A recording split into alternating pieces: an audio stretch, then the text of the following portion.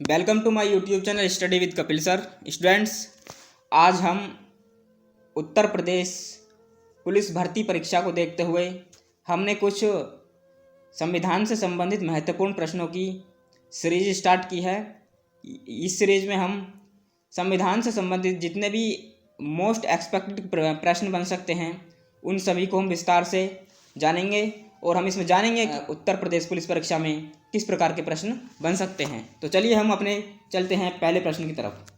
आज का हमारा पहला प्रश्न है, किस अधिवेशन में मुस्लिम लीग ने यह नारा दिया कि विभाजन करो और यहाँ से जाओ। अर्थात मुस्लिम लीग ने किस अधिवेशन में यह नारा दिया कि यहाँ से जाओ। तो ऑप्शन है इसका, ऑप्शन ए लाहौर अधिवेशन 1940, ऑप्शन बी कराची अधिवेशन 1933, ऑप्शन सी लखनऊ अधिवेशन 1931, ऑप्शन डी कराची अधिवेशन 1943। तो दोस्तों इसका करेक्ट आंसर हो जाएगा हमारा ऑप्शन डी कराची अधिवेशन 1943। मैं आपको यहाँ पर बता दूं कि मुस्लिम लीग ने 1940 में लाहौर अधिवेशन में पाकिस्तान एक अलग पाकिस्तान की मांग की, लेकिन वर्ष 1943 में कराची अधिवेशन में मुस्लिम लीग ने यह स्पष्ट घोषित किया कि अंग्रेज सरकार अब भारत छोड़ दे और छोड़ने से पहले भारत का विभाजन मुस्लिम लीग बहुल क्षेत्र को पाकिस्तान और हिंदू बहुल क्षेत्र को भारत में बदल के यहाँ से जाए।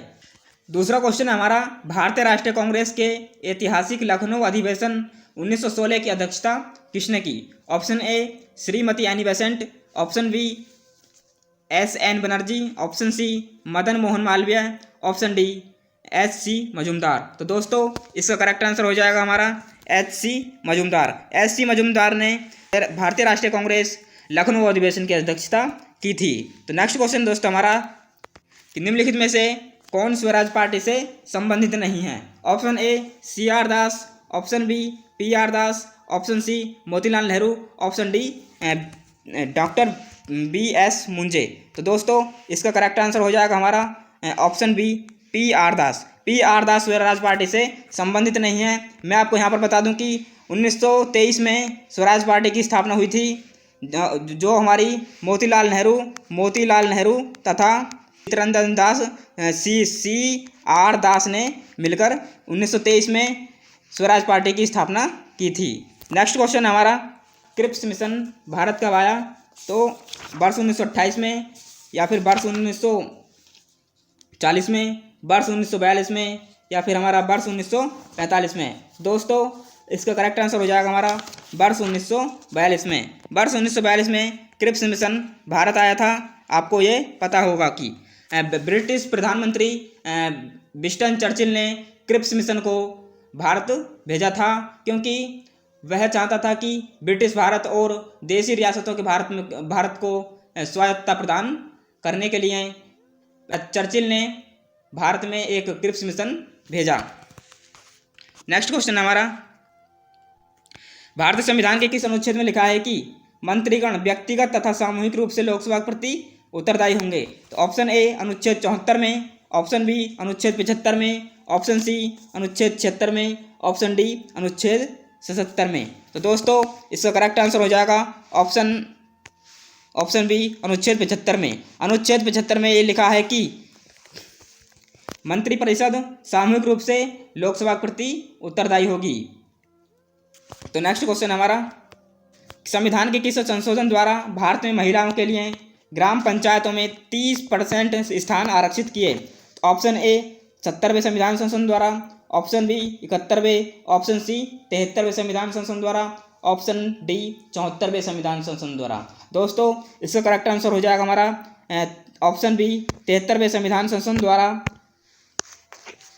महिलाओं के लिए 33% आरक्षण की व्यवस्था की थी। मैं आपको यहाँ पर बता दूं कि 73वें संविधान संशोधन के पीछे कई सारी समितियाँ बनी हैं, जिसमें अशोक मेहता समिति, बलवंत राय मेहता समिति तथा गाडगिल समिति, इसमें बहुत सारी समिति प्रसिद्ध हैं। तो इसका ऑप्शन हो जाएगा हमारा ऑप्शन सी 73वें संविधान संशोधन द्वारा हमने महिलाओं के लिए पंचायतों में 30% आरक्षण की व्यवस्था की है।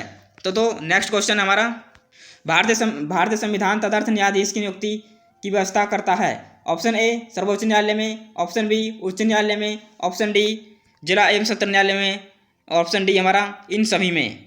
तो इसका करेक्ट आंसर हो जाएगा हमारा ऑप्शन बी, उच्च न्यायालय में। भारतीय संविधान का अनुच्छेद 224 यह कहता है कि जब न्यायालय में कार्यभार बढ़ जाए तब कार्यभार को कम करने के लिए तदर्थ न्यायाधीशों की नियुक्ति की जा सकती है। उनकी यह कार्य अवधि 2 वर्ष तक रहेगी। तो नेक्स्ट क्वेश्चन हमारा, किस संवैधानिक संशोधन के अंतर्गत भारत में पंचायती राज को संवैधानिक आधार प्रदान किया गया? ऑप्शन ए 42वां संविधान संशोधन द्वारा, ऑप्शन बी 52वां संविधान संशोधन द्वारा, ऑप्शन सी 67वां संविधान संशोधन द्वारा, ऑप्शन डी 73वां संविधान संशोधन द्वारा। दोस्तों इसका करेक्ट आंसर हो जाएगा हमारा 73वां संविधान संशोधन द्वारा।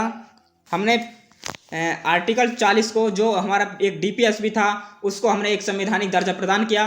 73वें संविधान संशोधन द्वारा हमने पंचायतों को संवैधानिक संरक्षण प्रदान किया, जिसमें उसके पीछे बहुत सारी समितियां बनी थी। अशोक मेहता समिति, बलवंत राय मेहता समिति आदि समितियों की सिफारिश के आधार पर हमने वर्ष 1993 में संवैधानिक संरक्षण की व्यवस्था की थी। नेक्स्ट क्वेश्चन हमारा, राष्ट्रपति के निर्वाचन संबंधी विवाद का निर्णय किसके द्वारा किया जाता है? तो ऑप्शन ए निर्वाचन आयोग द्वारा, ऑप्शन बी सर्वोच्च न्यायालय द्वारा, ऑप्शन सी राज्यसभा द्वारा, ऑप्शन डी संसद द्वारा। तो इसका करेक्ट आंसर हो जाएगा ऑप्शन बी सर्वोच्च न्यायालय द्वारा। राष्ट्रपति के निर्वाचन संबंधी विवाद का निर्णय सर्वोच्च न्यायालय द्वारा किया जाता है। अनुच्छेद 71 यह कहता है कि राष्ट्रपति संबंधी, उपराष्ट्रपति संबंधी सभी विवादों का निपटारा सर्वोच्च न्यायालय द्वारा किया जाएगा। क्योंकि आपको पता होगा कि इंदिरा गांधी सरकार ने 39वां संविधान संशोधन द्वारा राष्ट्रपति, उपराष्ट्रपति, प्रधानमंत्री इन सभी के पद को न्यायालय में चुनौती, इनके यदि निर्वाचन में कोई विवाद होता है तो उसकी चुनौती न्यायालय में नहीं दी जा सकती। 44वां संविधान संशोधन अधिनियम द्वारा इस प्रावधान को काफ़ी हद तक स्पष्ट कर दिया गया था। नेक्स्ट क्वेश्चन हमारा, भारत के संविधान के किस अनुच्छेद में लिखा है कि इस संविधान का नाम, संक्षिप्त नाम भारत का संविधान है? तो ऑप्शन ए अनुच्छेद 1 में, ऑप्शन बी अनुच्छेद 5 में, अनुच्छेद सी अनुच्छेद 393 में, अनुच्छेद 395 में। तो दोस्तों इसका करेक्ट आंसर हो जाएगा हमारा ऑप्शन सी 393।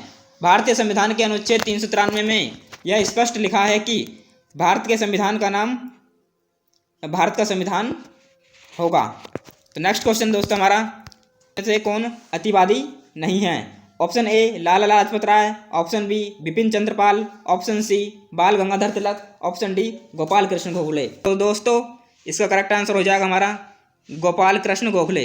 गोपाल कृष्ण गोखले अतिवादी नहीं हैं। आपको पता होगा कि गोपाल कृष्ण गोखले, जिन्हें हम महात्मा गांधी जी का राजनीतिक गुरु भी कहते हैं, उन्होंने 1905 में कांग्रेस अधिवेशन की अध्यक्षता की थी और उन्होंने वर्ष 1905 में ही सर्वेंट ऑफ इंडिया सोसाइटी नामक की स्थापना की थी। तो दोस्तों नेक्स्ट क्वेश्चन हमारा, विधायी कार्य करने के लिए भारत की संसद की संयुक्त बैठक की अध्यक्षता कौन करता है? तो दोस्तों ऑप्शन ए राष्ट्रपति करता है, ऑप्शन बी संसद का वरिष्ठतम सदस्य करता है, ऑप्शन सी राज्यसभा का सभापति करता है, ऑप्शन डी लोकसभा का अध्यक्ष करता है। दोस्तों इसका करेक्ट आंसर हो जाएगा हमारा ऑप्शन डी लोकसभा का अध्यक्ष करता है। आर्टिकल 118 के तहत यह प्रावधान किया गया है कि संयुक्त भारत की संसद की संयुक्त बैठक की अध्यक्षता लोकसभा अध्यक्ष द्वारा की जाएगी। तो नेक्स्ट क्वेश्चन हमारा, और राष्ट्रपति इसके लिए नियम विनियम बना सकते हैं। तो दोस्तों thanks for watching this videos.